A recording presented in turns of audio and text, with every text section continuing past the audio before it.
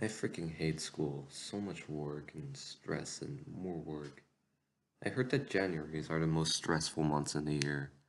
Gosh, why didn't I actually listen to them and prepare for it? What's that? You think it'd be funny if I wrote down random thoughts and experiences I felt during this incredibly stressful time period and turned that into a video? That's a great idea, my friendly neighborhood Nigerian prince. Yeah, thinking about it, it's probably not smart to make a video like this. But you know what? This is what kept me going for those painful 4 weeks, and I'm just gonna stick to it, you know? I waited a year for a waste of time like this? God, Tech, I knew you would fail me. Please learn the difference between close and long-range combat. I'm sorry, my phone is just really laggy. Please forgive. To start this video off, I have a confession to make. A few weeks ago, we had a really important presentation due, and looking at it now, I realized that my procrastination video actually scores well in pretty much every expectation my teachers had for my presentation. Keep in mind that's a video that only took a week to make, while the thing I did 3 weeks ago was the culminating assignment to our unit that we were given 2 months to prepare. You know what's even more sad is that when comparing my presentation to the video, I actually did a lot worse with my presentation than with the video. Take of that what you will.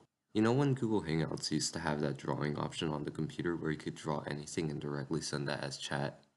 Well, for some reason they got rid of it. Stool, you're stupid. Nobody cared about that feature. God, you're annoying. Shut up, Taco. It was an amazing feature. I want it back. Please, Hangouts, give me back my life. I use your chat system to talk to friends and forget the fact that life hates me. Why would you remove the drawing icon and remind me that the universe ultimately couldn't care less as to if I existed or not? Please, give us back the freaking drawing option. I remember in the beginning of the year, our first assignment for history class was to read an article talking about the fact that history classes today censor a lot of history and that the school system needs to change to not censor history and show more non-American perspectives of America. You would think that someone who starts the year off by saying that our current history system is flawed would do their best to make history not flawed, but after the assignment was finished, he seemed to completely forget the essay and just taught history exactly as the article said it shouldn't be taught. I don't really understand why he brought up the article in the first place if it sure wasn't going to be relevant or impactful at all. Speaking of strange school decisions, a few weeks ago there was an assembly that required a bunch of ninth graders to sit in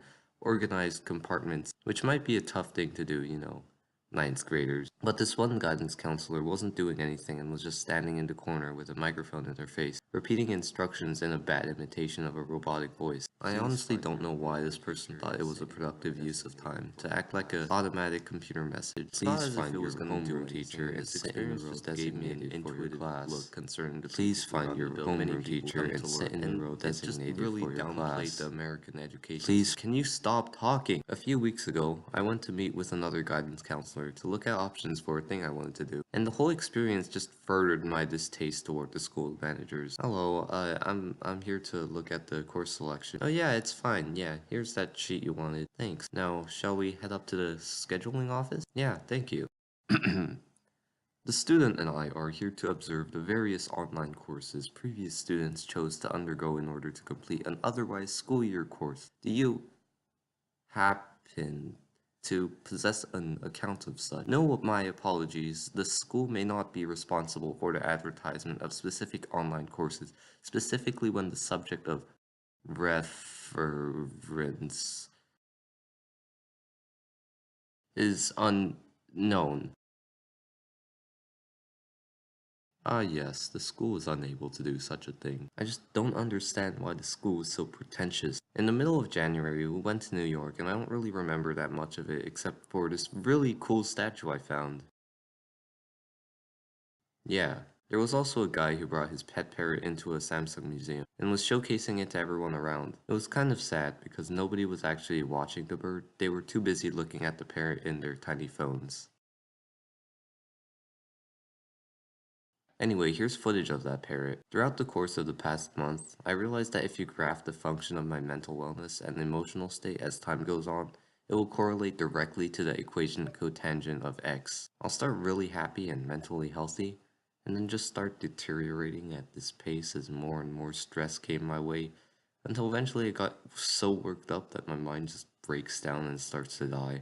But then something happens that makes me feel incredibly happy and healthy again. And then the whole process will repeat over and over again. Anyway, that pretty much accurately describes everything that was on my mind all January. How about you, Nigerian prince? What?